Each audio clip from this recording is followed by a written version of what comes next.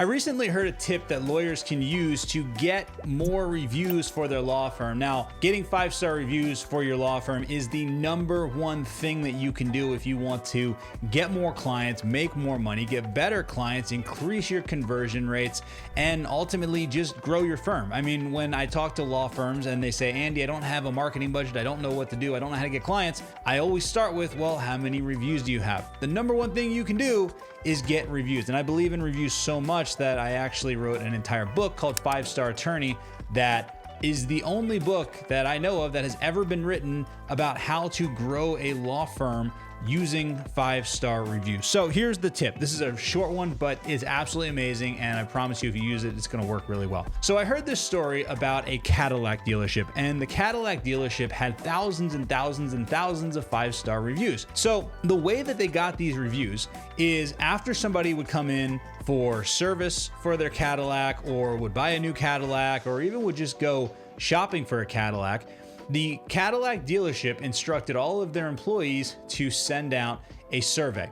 And the survey essentially said, thank you so much for coming in. I really appreciate your business. I really appreciate you coming in to let us fix your car. We would really appreciate it if you would leave a 5-star review. And these reviews are how I get my bonuses and how I am graded at the end of the quarter by the dealership. Now, I'd really love a 5-star review, but unfortunately, if you don't leave a 5-star review, then it's considered a 0-star review, or it's considered a 1-star review. So a 5-star review would be really, really appreciated. So what this does is this basically guilts people into leaving a 5-star review. Now, call this manipulation, call this whatever you will. It works. It doesn't matter what you call it. Like if they're basically saying, like, you know, if it's not a 5-star review, it's a 1-star review.